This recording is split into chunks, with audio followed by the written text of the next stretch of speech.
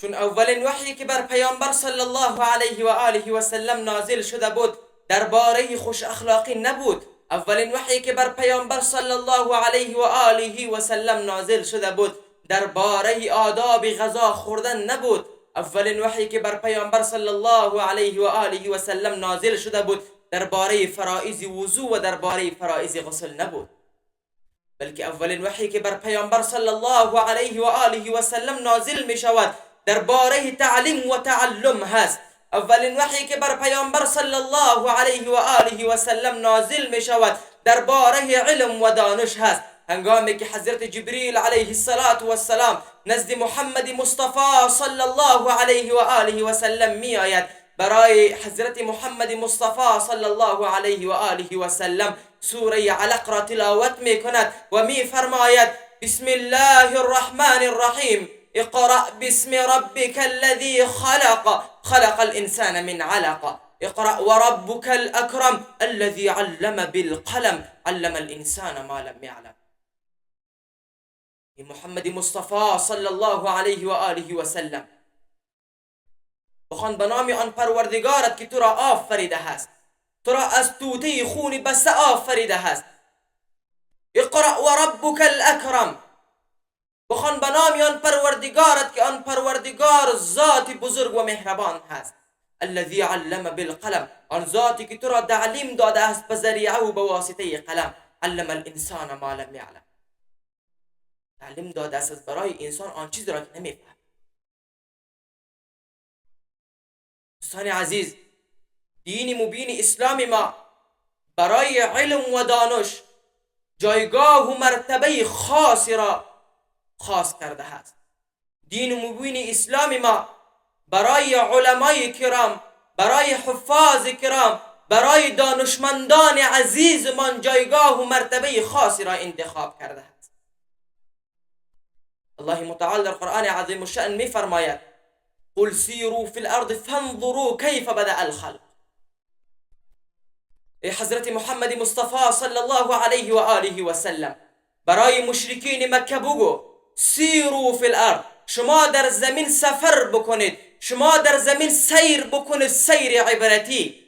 فانظروا، پس شما ببینید کیف بدأ الخلق، الله متعال اولین آفرینش، اولین پیدایش را چگونه پیدا کرده بود، اولین خلقت را چگونه آفریده بود. این آیه دروازه علم را به سوی من و شما می گشاید و انسان را دستور می دهد که در جهان سفر بکند و کشف بکند که خلقت چگونه آغاز شده بود. خلقت آسمان ها و زمین، خلقت بحرها، خلقت برها، خلقت حیوانات، خلقت نباتات، خلقت ساحه های مغناطیسی، خلقت قوه های جاذبه. الله متعال اینها را چگونه پیدا کرده بود اول مرتبه. و این آیه هم ضمناً برای ما کسب علوم طبیعی و علوم عصری را دستور میدهد، همچون فیزیک، کیمیا، جغرافیا، تاریخ، همگی اینها را برای من و شما دستور میدهد اینکه تعلیم بگیریم، اینکه یاد بگیریم. علمای کرام می نویسند که یکی از فضائل علم همین است که الله متعال علم را مایه امتیاز و برتری قرار داده هست در بین انسان ها، قسمی که خودی الله متعال صراحتا در قرآن عظیم الشأن ذکر می کند: قل هل يستوي الذين يعلمون والذين لا يعلمون. ای پیامبر صلی الله علیه و آله و سلم بفرما: آیا آن کسانی که علم دارند، آیا آن کسانی که دانش دارند و آن کسانی که علم و دانش ندارند یکسان هستند، برابر هستند، مساوی هستند؟ اینجا استفهام انکاری است. نه خیر، هیچ وقت اینها برابر شده نمیتوانند. پیامبر صلی الله علیه و آله و سلم در حدیث مبارکه می فرماید: ان مما يلحق المؤمن من عمله وحسناته تلحقه من بعد موته، علما علمه ونشره، او مسجدا بناه، او نهرا اجراه، او صدقه اخرجها من ماله في صحته وحياته تلحقه من بعد موته. یقینا بعد از وفات انسان چیزی که همراه انسان پیوست می شود در قبر سه چیز هست: علما علمه و نشره. یک انسان یک بنی آدم علم را یاد گرفته باشد و این را به نشر رسانده باشد در بین مردم. او مسجدا بناه او نهرا اجراه، یا یک مسجد را بنا کرده باشد یا یک چاه عمیق را حفر کرده باشد، تا اینکه هر کسی که از پیش روی مسجد تیر می شود 2 رکعت نماز در این مسجد می خواند، ثوابش برای آن شخصی که وفات کرده است و این مسجد را جور کرده بود برای آن می رسد. او نهرا اجراه، یا اینکه یک چاه عمیق را حفر می کند، هر کسی که از این چاه 1 گیلاس آب می نوشد، هر کسی که از این چاه 1 گیلاس آب می نوشد، ثواب این نوشیدن آب برای آن شخص می رسد. و سوم هم او صدقه اخرجها من ماله في صحته و حیاته تلحقه من بعد موته، یک شخصی که در زندگی خود کدام اعمال نیکی را کرده باشد، کدام صدقه داده باشد برای یک شخصی، یا خیرات خود را کشیده باشد برای یک شخص داده باشد، ثواب این است که برای شخص بعد از وفاتش میرسد. علمای کرام می نویسند امام ابو یوسف رحمه الله تعالی وقتی که وفات میکند، بزرگی امام ابو یوسف رحمه الله تعالی را در خواب میبیند. امام صاحب ابو یوسف رحمه الله تعالی در باغها هست، چکر میزند، مزه میکند در باغها. برای امام صاحب ابو یوسف رحمه الله تعالی میفرماید تو چگونه به این مقام و منزلت رسید؟ امام صاحب ابو یوسف را ببینید که چه جوابی میدهد. میگوید که من از خاطر تحریص و تعظیم در علم بر این قسم مقام و جایگاه رسیدم.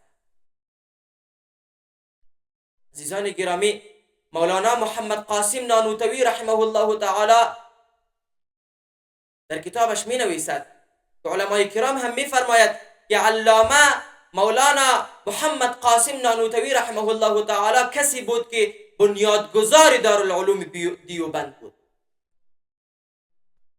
هنگامی که مولانا محمد قاسم رحمه الله تعالی روزی از روزها در یکی از حجامت خانه ها می رود، می خواهد که خودش را حجامت بکند، که ناگهان شخص در حجامت خانه داخل می شود. برای مولانا محمد قاسم رحمه الله تعالی کیسه ای را پیش می کند که در آن کیسه 1000 دانه سکه طلایی قرار دارد، وجود دارد. مولانا محمد قاسم رحمه الله تعالی از گرفتن این انکار می کند، میگوید که من بر گرفتن این احتیاجی ندارم. آن شخص در جواب مولانا محمد قاسم رحمه الله تعالی میفرماد من میفهمم که تو به گرفتن این احتیاج نداری، اما من به دادن این به تو احتیاج دارم. هنگامی که این شخص میبیند که مولانا محمد قاسم رحمه الله تعالی این شخص را جواب قاطعانه و صلابیت میدهد، این شخص میبرد از حجامت خانه پیش از امام صاحب محمد قاسم نانوتوی رحمه الله تعالی. هنگامی که مولانا محمد قاسم نانوتوی رحمه الله تعالی از حجامت خانه میبرد، میبیند که آن شخصی که در دستش کیسه بود که در آن کیسه 1000 دانه سکه طلایی قرار بود، آن را در کفشهای مولانا محمد قاسم رحمه الله تعالی جای به جای کرده بود. مولانا محمد قاسم رحمه الله تعالی لبخند میزند و میگوید که ببینیم من دنیا را از دنیا بی‌رغبتی نشان دادم، در مقابل دنیا من بی‌رغبتی نشان دادم، اما دنیا خودش را در زیر پای من قرار میدهد. اما اهل دنیا خودشان را در زیر پای دنیا قرار میدهد، اما دنیا اینها را میراند.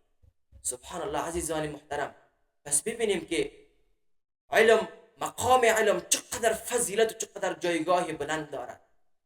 پس تلاش بکنیم اگرچه علوم دینی هست، اگرچه علوم طبیعی و علوم عصری هست، پس آن را بیاموزیم.